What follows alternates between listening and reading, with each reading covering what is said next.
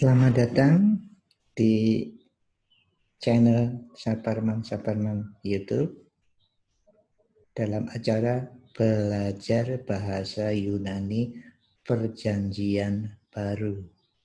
Nah, kali ini saya akan bersama-sama saudara memakai program Bible Work untuk menerjemahkan beberapa ayat kitab suci, dan kali ini saya memilih 1 Petrus pasal 2 ini ayat 1 sampai ayat yang ketiga. Nah, ayat-ayat ini adalah satu kalimat. Taunya gimana? Taunya cari kata kerja utama. Kata kerja utama itu kata kerja kalimat yang mandiri, yang mungkin diikuti dengan klausa-klausa atau anak kalimat atau keterangan-keterangan. Dalam hal ini kata kerja utamanya adalah ini, epipotesate, imperatif aurisnya. Ini ada titik dari pupeto, itu rindu artinya.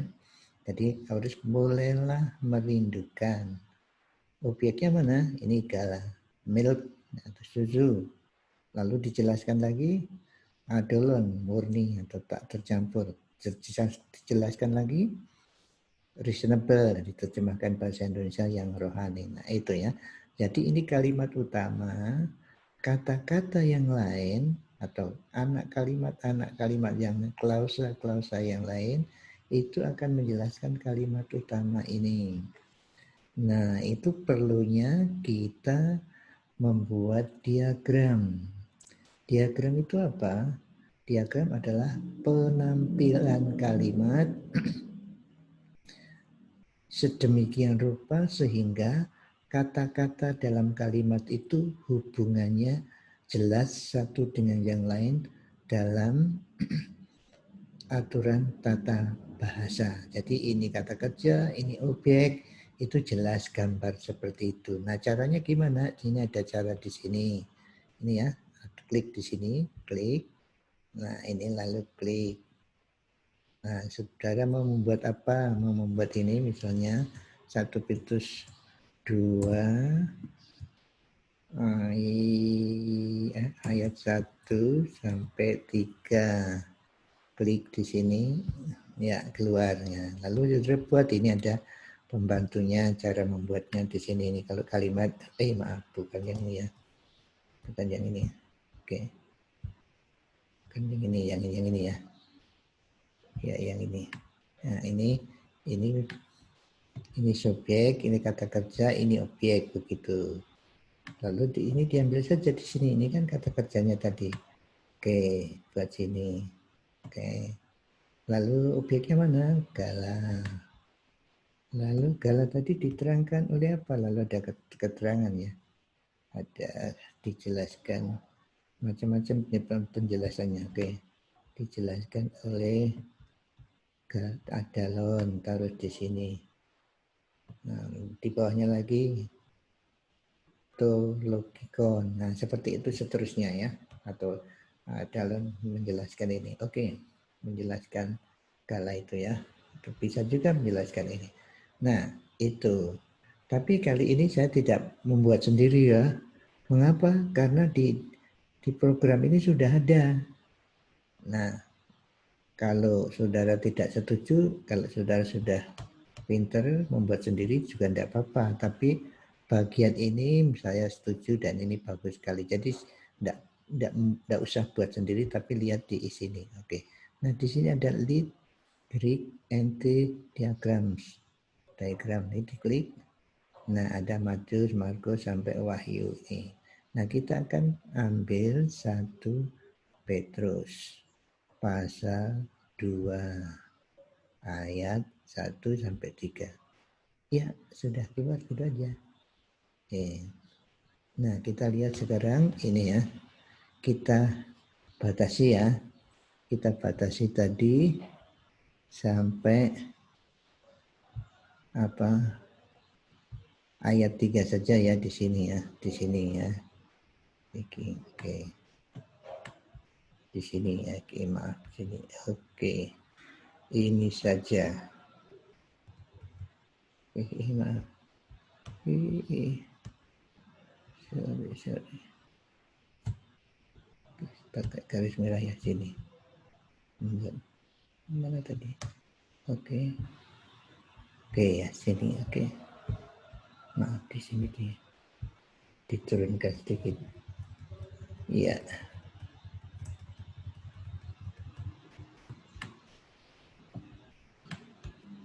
Ada yang dihilangkan. Ya, tapi sampai di sini ya, sampai di sini. Ini termasuk ya yang di pasas ini termasuk di antaranya. Oke.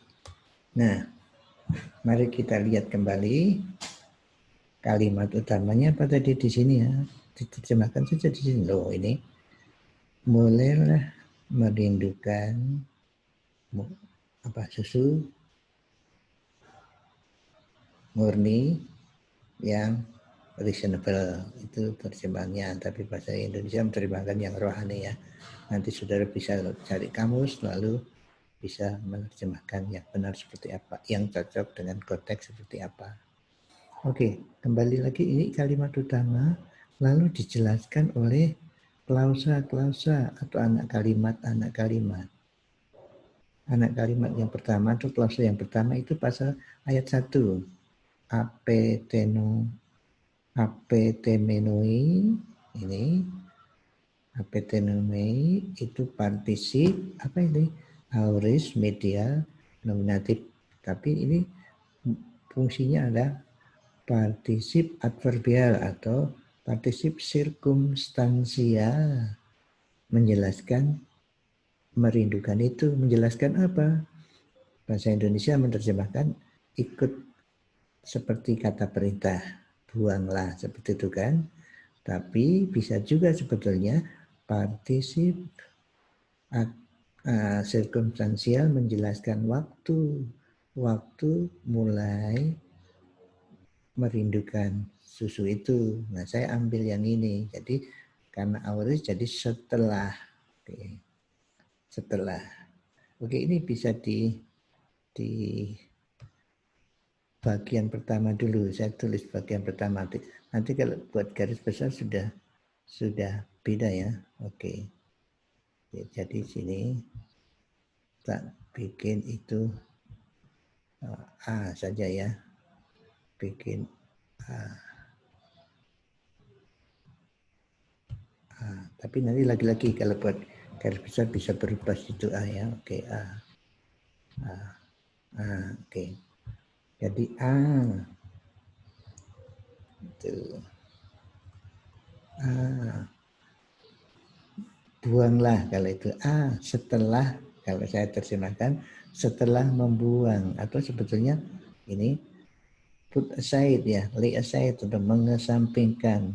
Jadi mulailah merindukan susu yang murni, yang rohani, setelah mengesampingkan satu, ini dosa ya, segala segala kejahatan. Nah, terus dua, segala atau semua boleh segala tipu daya ini ya, tipu daya, dan kemunafikan. 3, 4, iri hati dengki. Kemudian segala perkataan jahat, itu fitnah, bahasa Indonesia terjemah seperti itu. Oke, 1, 2, 3, 4, 5. Setelah meninggalkan 5 hal ini, mulailah merindukan susu yang murni, yang reasonable tadi ya. Oke. Nah, tapi kemudian ada anak kalimat atau klausa berikutnya dimulai dengan kata sambung host. Nah, itu boleh tak gambar di sini seperti B, begitu ya. B lah, B.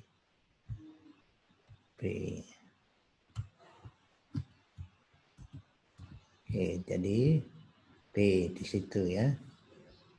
Host itu seperti setelah meninggalkan dosa ini, lalu seperti apa? Perbandingannya seperti bayi, ini bayi ya, yang baru lahir. Bayi yang baru lahir. Lalu ada hina, kata sambung, anak kalimat berikutnya, kata sambung hina. Kalau gitu saya tulis di sini lagi, tulis di sini. Ya. Oke, ditaruh di sini ini C, kalau begitu di sini C. C. Oke, C. Hina apa? Supaya. Oke, supaya bertumbuh. Bertumbuh apa? Dalam dia menuju keselamatan. C, 1, 2. Seperti itu, bisa seperti itu. Tapi nanti setelah disusun semua sedikit berubah ya, karena termasuk ini semua isi nasihat. Oke. Ada satu klausa lagi ini, A plus indikatif. Ingat kalimat bersyarat jenis pertama itu bukan jika ya, tapi sebab. Oke. Sebab ini apa? A itu. Jadi ini D ya. Berarti ini D ya. D. Di sini ya. Ini D. Tulis.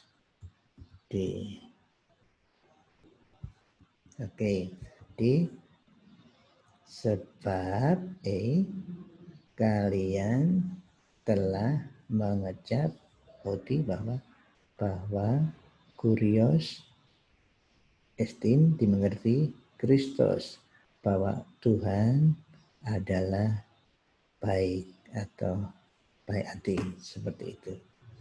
Oke, jadi itu seperti itu terjemahnya. Jadi apa?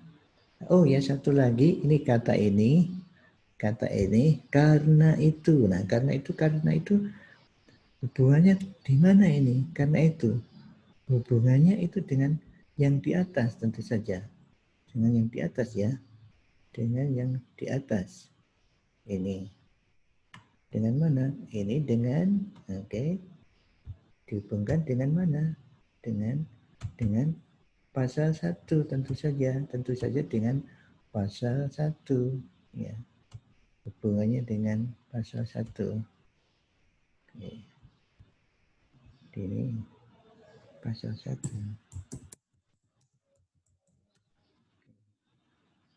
Oke. Hubungannya dengan pasal 1 ini. Ya, karena itu, karena kamu di sana ada penjelasan di sana pasal 1 pasal 1 itu bahwa pembaca telah lahir kembali, telah beroleh pengharapan, warisan yang tidak layu, tidak cacat, tidak bercela, tersimpan di surga bagi kamu dan selanjutnya. Karena itu, karena kamu telah dilahirkan kembali, dan selanjutnya mulailah rindu susu murni dan yang rohani, seperti itu. Nah, jadi kalau saya simpulkan buat garis besarnya seperti ini. Ini ya, saya garis besarnya akan seperti ini. Ya, nasihat untuk merindukan firman murni. Isi nasihat, mulailah merindukan, atau sudah tidak harus isi apa ya, isi nasihat yang murni, yang rohani. Waktu mulai rindu adalah setelah ya ini, setelah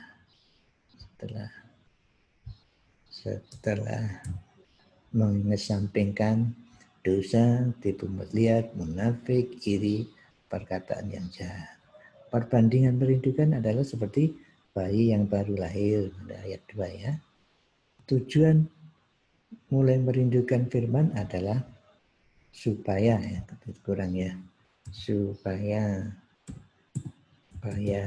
bertumbuh bagaimana? Di dalam dia, dalam dia, dalam dia menuju keselamatan.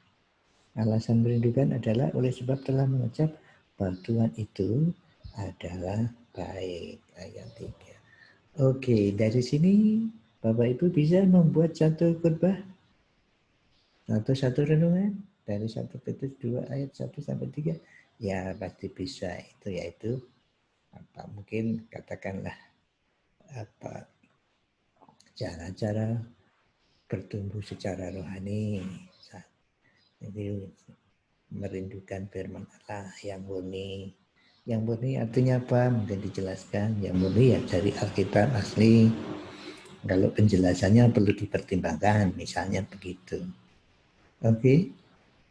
Dan penerapannya supaya renungan pribadi dan seterusnya. Ini bisa menjadi satu bahan untuk membuat khotbah. Ini baru ide teks itu ya, ide teksnya seperti itu. Oke, terima kasih atas perhatian Bapak Ibu Saudara. Sampai ketemu di topik-topik yang lain. Lihat atau ingat channel Saparman YouTube. Di sana saudara bisa melihat bahan-bahan pelajaran bahasa Yunani. Kalau Bapak Ibu mau belajar sendiri atau mau menggunakan sebagai alat untuk mengajar, silahkan free. Pakai saja. Oke, Tuhan memberkati.